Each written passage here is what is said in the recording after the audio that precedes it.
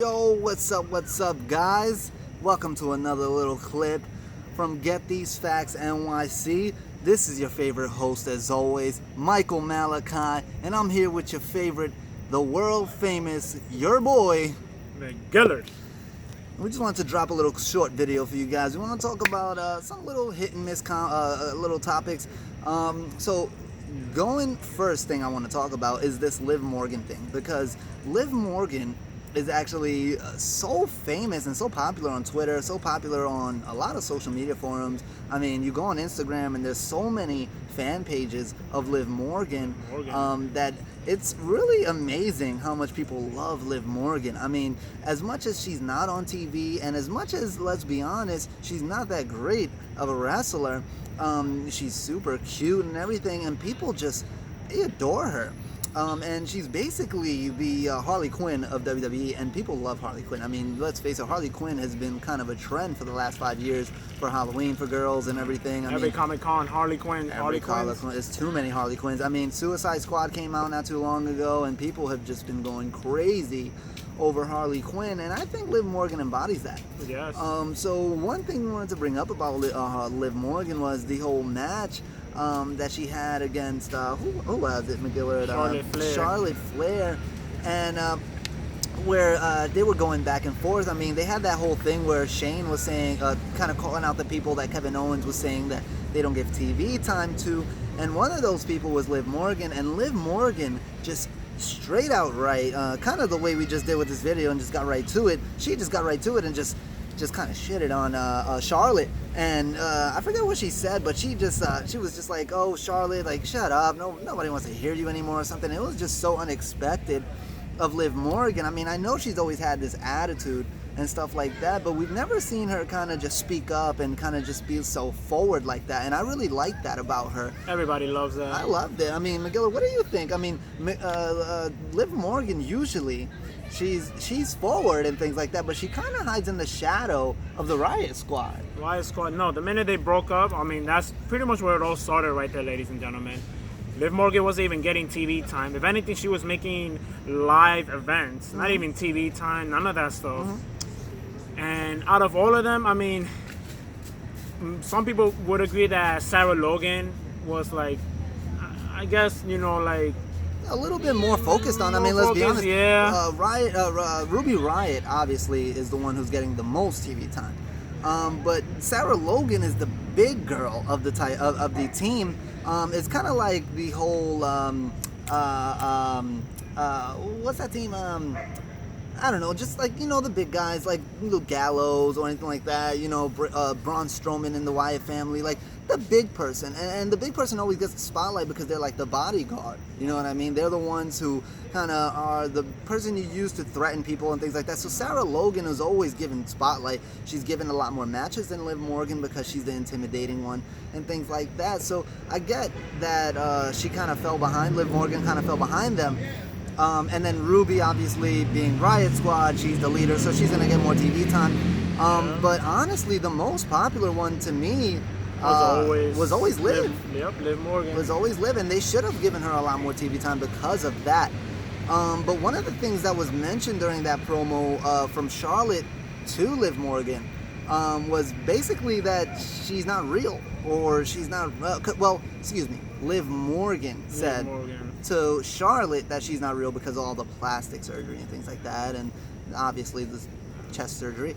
I mean, that's all you can see on your TV when she's wrestling. It's probably the only thing good about her, besides her wrestling. And so she was kind of implying that Charlotte is fake and things like that. And then they had the match, and clearly you guys could predict who won. If y'all say Liv Morgan, A for effort for believing in Liv, but we already know the outcome already.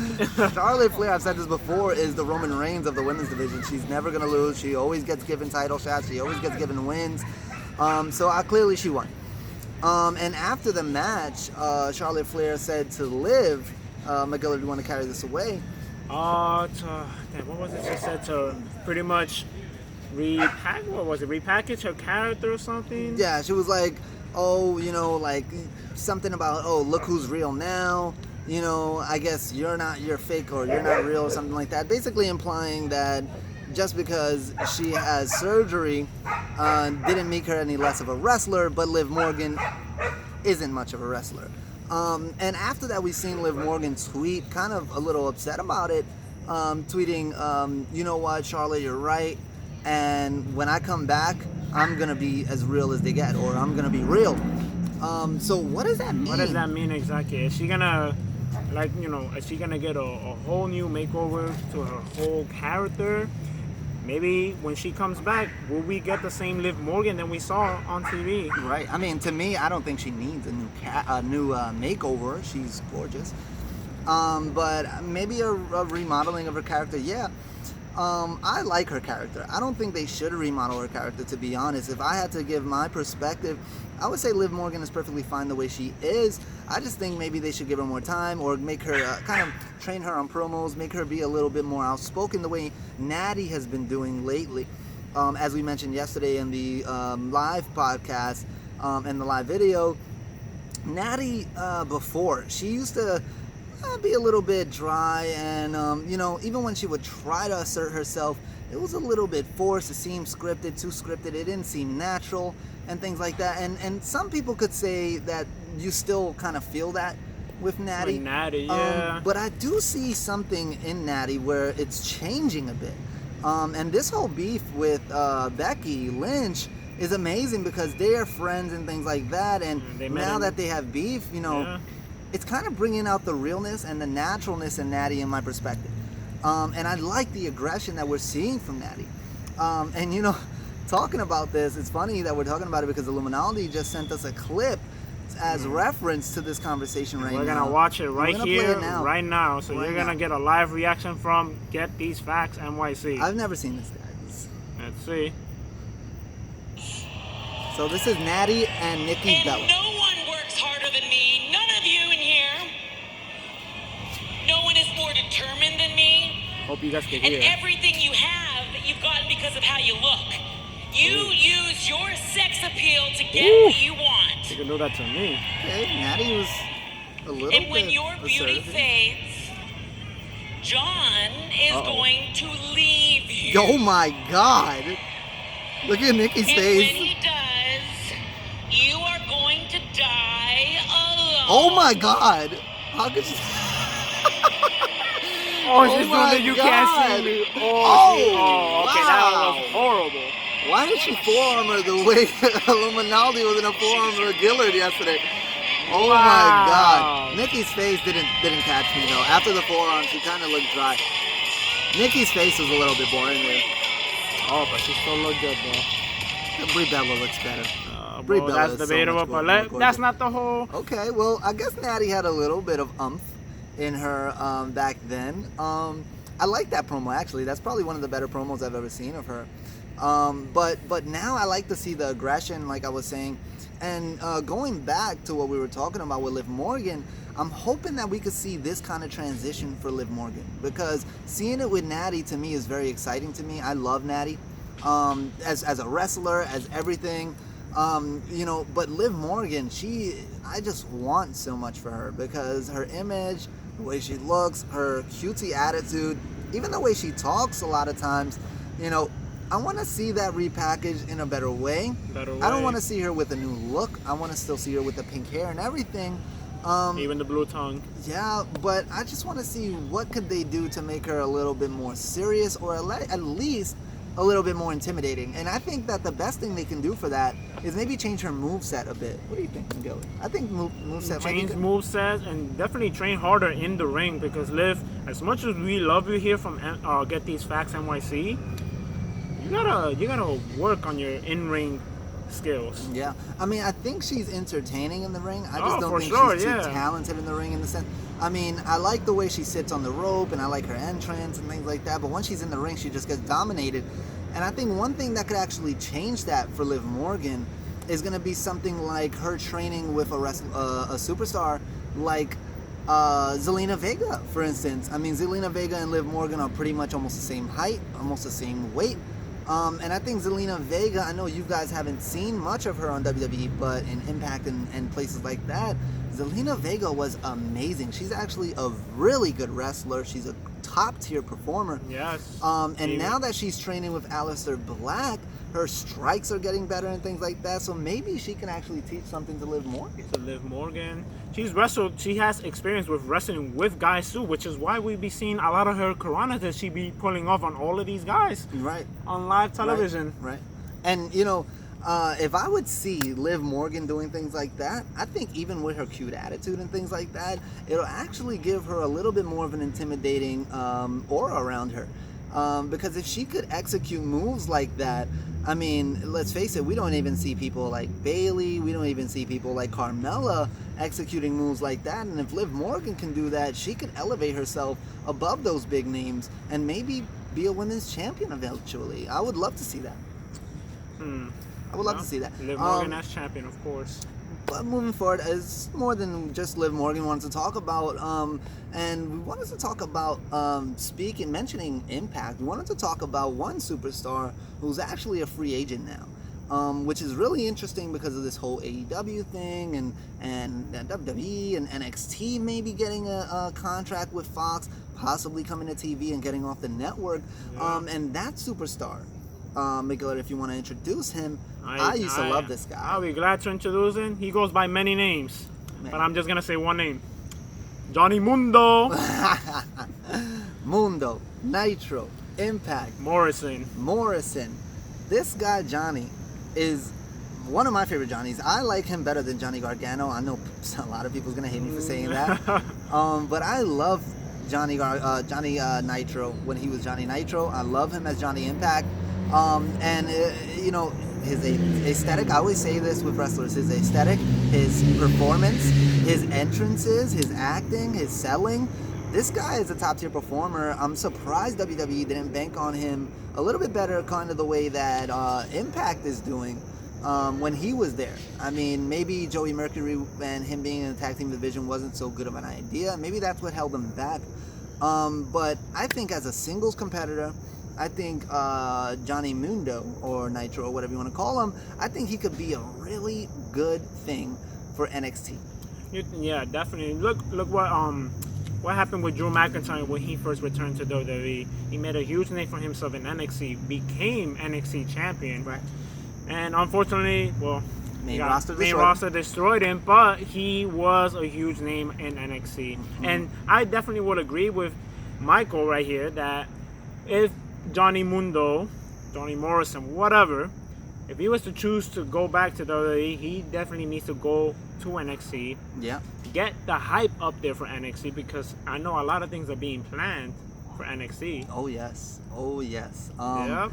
And I'm so excited for that because Illuminati brung up a good point. I always bring up Illuminati because this guy, he's filled with ideas, and this guy was telling me recently that if AEW comes to Wednesdays, which they are, and that's another thing we wanted to talk about. AEW just got their contract fulfilled, and they're actually releasing the information on when they're starting. Is going to be October 2nd, and they're going to be doing shows every Wednesday. 8 p.m. 8 p.m. And yeah. Fox was saying that they're possibly going to give a contract to NXT to come up to their television network also on Wednesdays still. Now, what does this mean though? Now, I know NXT, they always have the same show on Full Sail University in Orlando. What would this mean though? Would they go to like everywhere in the whole country? That would be a little exhausting for the wrestlers on NXT, and maybe it actually might affect their performance. Maybe maybe I'm overspeaking here, but possibly the reason why they're such good performers and the reason why they do so good at what they're doing is because they're a little bit in less of a stress environment. Considering that main roster has so much traveling and so much different things, sometimes wrestlers can't make it, sometimes they do, and things like that, or they get sick in the ride, and traveling to different countries all the time in different states, you can get not diseases, but you can get sicknesses and you can catch things and things like that, and it gives them a lot more higher risks. And that's why sometimes, you have to bear with WWE on main roster because it's harder for them to perform when they're in jet lag and tired and all this stuff, and then they still have to hit the gym. They go to different gyms, and it's very exhausting. And then waking up like literally like 3 in the morning, 4 in the morning to catch a flight at 5 or 6, and it's just crazy. And you know, NXT performers have a lot less stress because of that. They're in one state, so that could be a big reason why they're a lot better performers. They have a lot more energy, and it just feels better. But if they come to a network and they have to travel like that, that could actually reduce the performance in NXT. And I want you guys to think about that, because NXT in the network and being in one location is actually a good thing. But NXT coming to a network like Fox and competing with AEW on Wednesdays, and I'll say this straight out the horse's mouth, Illuminati's mouth, they're gonna dominate AEW. And I know a lot of people might not agree with us here. Agree with us, yeah. But let's think about this a little bit critically. AEW has some good wrestlers, but we can't say that they have a majority of good wrestlers. And AEW has maybe 5, 6, 7 stars that they focus on primarily and mostly. Yeah. We can even name them right here, right now. Kenny Omega, Young Bucks, That's true. Pentagon Phoenix, Hangman Page, John Moxley, Chris Jericho. That's it. Who else? Who else? I can't think of anybody else. I could say people, but they're not people that they focus on. They're not people that are up there. Yeah, these Luchasaurus, I like him, but he's not up there. Yeah. You know what I mean? Jungle Boy, I like him, not up there. So there's a lot of people there that have potential, but they're just not up there. And I think NXT has a lot of people that's already up there, and they have a lot more talent. And WWE has so much money, disposable money, that they can basically get new talent at any time that they want. And it's going to be a lot harder to compete with a show like that, especially because, let's face it, NXT does a lot better than main roster.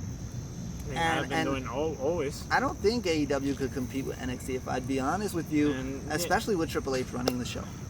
And we've watched a couple of the AEW events. Camera work definitely needs a lot of improving. Production needs a lot of improving. Yes.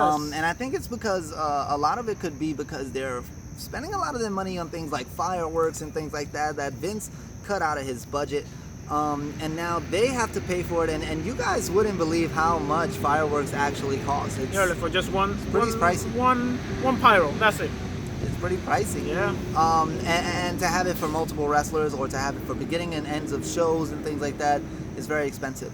But getting a little lost on that topic, I just wanted to say again about Johnny Morrison, is that if he did come to NXT, I think one of the best dream matches that I could even contemplate right now for him would be for him to fight Velveteen Dream. What do you think would be a good match for Johnny Morrison on NXT, I guess, besides Velveteen Dream? That would be my choice. What would be your choice? That's a good question. I mean, why not Matt Riddle? That's something Illuminati will say. But then again, Matt Riddle, I'm not gonna lie, you wrestle good. Pretty good. He could definitely get in the ring with John Morrison. They could definitely have a 5-star match. Maybe. I don't know. Maybe. I think it'll be a 4, maybe. I think a 5-star match probably will be with Velveteen Dream. But anyway, that would be interesting to see. And I would love to see NXT compete with AEW and see where the ratings go and see what they do. But moving on. The last thing we wanted to talk about is the fact that AEW coming, we're going to talk more about AEW, but the fact that they're coming October 2nd is very interesting because they also released some information about how they would be structuring their shows and what they would be doing to kind of retain health for their wrestlers so that their performance could be a lot better and a lot more coordinated, kind of like what I was saying with if NXT superstars had to travel a lot. Yeah. And one thing I read in the article was that they were planning to only have from 150 to 120 to 150 live events per year, along with the every Wednesday shows. And they're saying that WWE does almost double than that, or maybe triple. And that's why a lot of the superstars are very tired and kind of mess up on their performances and their promos and things like that, because they're actually suffering from a lot of exhaustion, a lot of trauma, and that's why they get injured a lot. So AEW's perspective on this is that if they do a lot less live events where it's not recorded, that they could preserve the health and the cognitive health as well of their wrestlers, therefore improving their performance. And I think that's actually pretty smart. But we have to think about how much less money they're going to make because of doing that. And another thing I also read in the articles is that they're going to be using venues that have a capacity between 6,000 and 11,000 audience members, seats or tickets available. And that kind of limits them with how much money they can make from live events as well, and kind of makes them depend on ratings and depend on their advertisements and basically the money that they make from the network. So McGillard and the audience here, I want to get your perspective on what do you think that would entail for AEW. Does that mean that it's impossible, which I've mentioned before, for them to compete with WWE, or do you think it's actually going to give them some leverage over WWE as far as their performers' health? It's going to take time for them to definitely compete with WWE, especially if you're going to be competing with NXT. NXT, we have good amount of superstars that they utilize every week on the WWE network. AEW, like all the wrestlers that we just listed, they mainly just concentrate on them. I wouldn't even be surprised, to be honest with you. I mean, look at one of the main event matches that's gonna be for the AEW World Heavyweight Championship. Two of the people that we listed, Chris Jericho and Hangman Page. Is that all out? All out. The next event, the AEW, that they're gonna finally fight for the championship. And honestly, I know that AEW, they announced that they're gonna have tag team championships too, and most likely a women's championship. Which honestly, I could either, for the tag team championships, I could already see the Young Bucks or Pentagon and the other guy, Phoenix, them winning. And for the women's, I could already see either Brandy. Actually, no, I just see Brandy Rose winning. Using Karma or Awesome Kong. That's her name, right? Yeah. Awesome Kong. Using her to her advantage to become the first ever AEW Women's Champion. Honestly, it's gonna take a lot more time. They better utilize all the superstars that they have in their roster. You know, good point bringing up the whole women's title for AEW, because I think AEW actually focuses on not only being controversial but inclusive. And the reason why I bring up those two words specifically is because of Nyla Rose. And I'm thinking that if they do have a first women's champion, it may be Brandy, but eventually I'm thinking Nyla Rose would take it from her, just to kind of pander to specific communities, and also to show their tolerance and inclusivity and things like that. And honestly, I think that would be interesting, and I would love to see who could topple her as far as trying to take the title away from someone like Nyla Rose.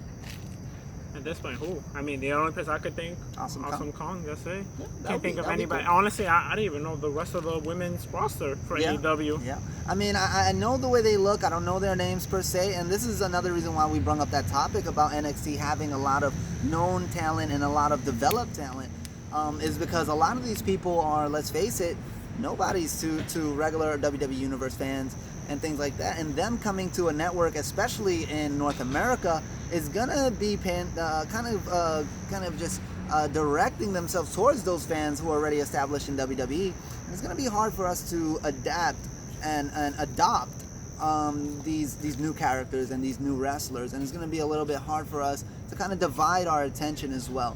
And I think that's something that they're gonna have to really focus on and kind of brainstorm on how they're gonna get around that. But as far as AEW competing with NXT, they're not gonna win. It's not gonna happen. It's not gonna happen. It's not gonna happen. And you can best believe that WWE, they're gonna scout all the best wrestlers in the world. Oh, and yeah. they're gonna try it. They already took Kushida from New Japan Pro Wrestling. Which is amazing. Who else are they gonna take? And you know, it's funny because taking people like Kushida is actually encouraging main roster wrestlers to come into NXT. We saw Apollo Crews have a match with Kushida because he actually doesn't want to be on NXT but wanted at least one match with Kushida. And before they came out and started the match, when Apollo Crews was doing his entrance, they actually mentioned that Apollo Crews requested that match himself because he wanted to test his limits. And although Kushida is much smaller than Apollo Crews, he is well respected within the wrestling community. And I think that's amazing because it literally gives NXT a lot larger of a dynamic, because main roster wrestlers now are, I'm assuming, starting to realize that NXT is a lot better than being on main roster, and even they want to compete with these NXT superstars. And honestly, this is something that I even suggested to this guy. You know how now Survivor Series is gonna come eventually later this year in November. Instead of having Raw go against SmackDown, why don't we have an NXT takeover? I would love to see that. Have the NXT stars shine in the main roster by jumping all the superstars in the main roster. Main roster guys, they have a lot of big guys, don't get me wrong. But what better way? I mean, what better way? Come on, like if you can have guys like Cedric Alexander to freaking beat a guy like Drew McIntyre, then it's definitely possible. Right. And this is something I would want to see. And it'll give a big push to those superstars. Why not? Yeah. Why not? And maybe when they come to main roster, they won't be played so terribly. Hopefully. Vince, please don't ruin them. Yes, Vince, come on. Don't disappoint us. But that was our small video. I know it lasted a lot longer than we thought. We thought this would be a 10-15 minute video, but as always, we get carried away. We just wanted to bring you guys as much information and as much real facts and honest opinions that we could. Wearing shades on the nighttime. You guys, we went from daylight to dawn, from dusk to dawn. We went from daylight to night sky. And that's just how much we're dedicated to bringing you guys information. And we do want to encourage you guys to go to our Anchor. Listen to any of our episodes. They're all pretty hilarious, but mainly listen to the last one. Because as McGillard here said on our live video earlier, that podcast, that live video was probably one of the funniest videos and funniest podcasts that we've ever dropped in the history of Get These Facts. If you're lazy to go to the gym, get a quick workout, watch the podcast episode. You're gonna get an ab workout, that's for sure. Definitely. And the reason why we push Anchor a lot on you guys, just for a quick PSA, is because Anchor is so amazing. And even Spotify, Apple Podcasts, Google Podcasts, Breaker Podcasts, that if you live in the New York area, or you live anywhere that has a lot of public transportation and things like that, and you're bored on the train and things like that, or you're tired of listening to the same music all over again, go and tune into our podcast and listen to that on your travels, and trust me, you won't regret it.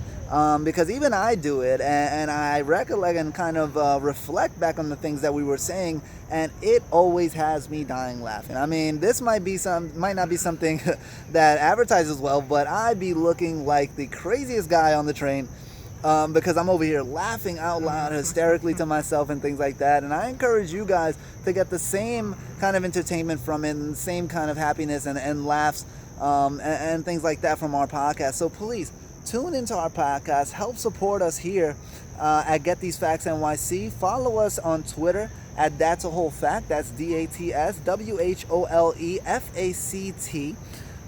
And you can always follow us on Anchor, and go to our YouTube at GTF Wrestling Podcast. And right now there's no videos. No videos, but we promise you, as of now, we are promising you videos will be uploaded. Videos will be uploaded, and there will be many videos.